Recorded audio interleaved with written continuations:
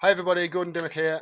Just want to do a video on the Mueller indictments. You may be aware, you're probably aware, that FBI Director Robert Mueller indicted 13 people and a couple of organisations, or 14 people and a couple of organisations, in the past week over the 2016 election. News organisations have obviously gone into meltdown over this. Joy Reid is having an absolute storm on Twitter, tweeting about it for the last 2 days, as is Donna Brazil. But it's important to not get your facts from these people and actually go directly to the source. And in this case, the source is the FBI themselves, because they released a document. I'll leave it down there. But I've read the document. There's a lot of legal jargon in it. The important things in the document actually come to no more than one page, really, although the page is about the document itself is 37 pages long. It's really boring, it really is, but I've managed to extrapolate the important information as to what this document actually alleges. So let me just quickly bring it up on the screen here. So there are actually three major sections in it. There's count 1, count 2, and then the last section is count 3 through 8. I'm just going to tell you what these are and let you make of them what you will. I'll give my judgments on what this document says and doesn't say at the end of it.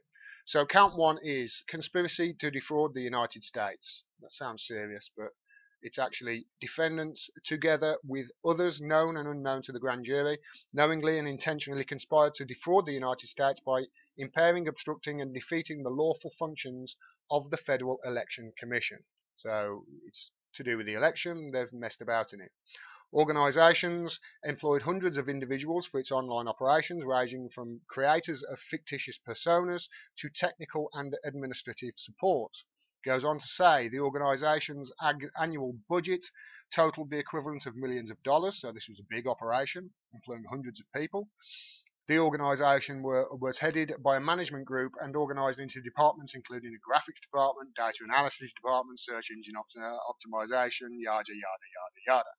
So what they're talking about here is troll farms. Russia has troll farms that tried to mess about in the American election. I'm shocked. Uh, this happens in pretty much every Western country. The Americans are the undisputed heavyweight champions of the world when it comes to messing about in another country's election. We do it as well here in the UK through probably GCHQ, I would imagine. And Russia does it, and I would hazard a guess that France and Germany do it as well. I don't think anybody really would try and contest that, or I'd be shocked if they did. So yeah, there's troll farms in Russia that messed about in the election in 2016. That's count 1. Count 2. Conspiracy to commit wire fraud and bank fraud. Now, this is actually really quite interesting because this is where the 13 individuals crop up. The 13 individuals aren't trolls, as I made a joke about yesterday on Twitter. But count 2 says conspiracy to commit wire fraud and bank fraud from in or around 2016. So this is 2016 only onwards. Through present in the District of Columbia and elsewhere, defendants, and I won't tell you the 3 defendants' names, the 2 companies, and I assume a person because I will totally butcher the names and get them totally wrong. So the defendants, together with others known and unknown to the grand jury, knowingly and intentionally conspired to commit certain offences against the United States. Ooh, to wit, to knowingly having devised and intending to devise a scheme and artifice to defraud and to obtain money and property by means of false and fraudulent practices. And then you go on to read about count 2, and this is where it lists the 13 individuals. These 13 individuals actually opened PayPal accounts using stolen identities or fraudulent identities or fake identities of American people. That's where the 13 individuals come in. They've opened PayPal accounts to try and obviously pay for the operation costs, to pay for Facebook pages and website, that sort of thing. Okay, that happens daily, hundreds of thousands of times over probably. I've seen it myself in internet marketing forums. Internet marketers are renowned for using fake PayPal accounts and that sort of thing. They're almost a throwaway thing for them. So yeah, that's count 2. Counts 3 through 8 are aggravated identity theft, and it goes on to explain these people or other people along with them stole identities of people in the United States and either made a fake document of somehow, driving license, passport, that sort of thing, to open a bank account in the United States. And that's the whole thing. What I've just told you is that is basically everything in the document. Russians have troll farms. They're quite big, hundreds of people in them. They tried to mess about with voters' intentions during the election in 2016, and there are certain people within these organisations who committed fraud by opening PayPal accounts with fake identities and stealing identities from people or making fake identities of real people to open bank accounts. That's it. This is what all the hoopla is about. This is what the news media have been talking about non-stop for the last 2 days. Okay, who's this bad for? This is where I give you my opinion now. This is bad for the DNC pushing the Russia collusion narrative. And if you notice, they've actually stopped saying collusion, a giant majority of them. They're actually saying election meddling or election interference.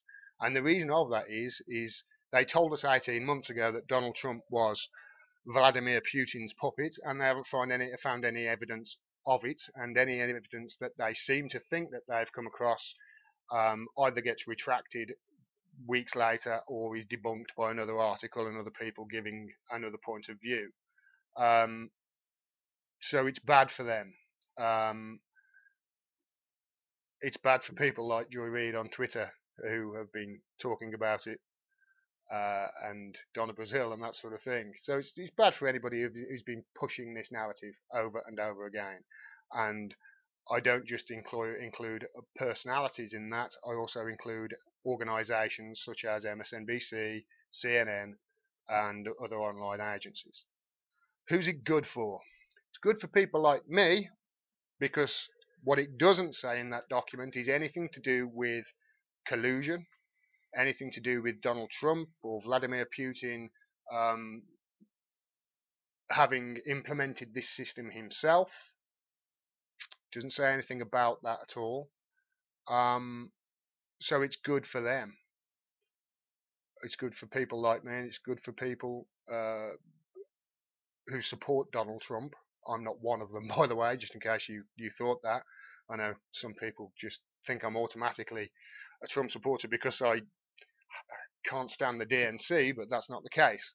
And it's good for Donald Trump as well, and he's been on Twitter all day long, jumping up and down saying, "See, no collusion, fake news," and in that case he's right. Other people are trying to take him down, and they're trying to divert the conversation to now back to the gun laws because of the shooting that they pushed to the back burner when this FBI document came out.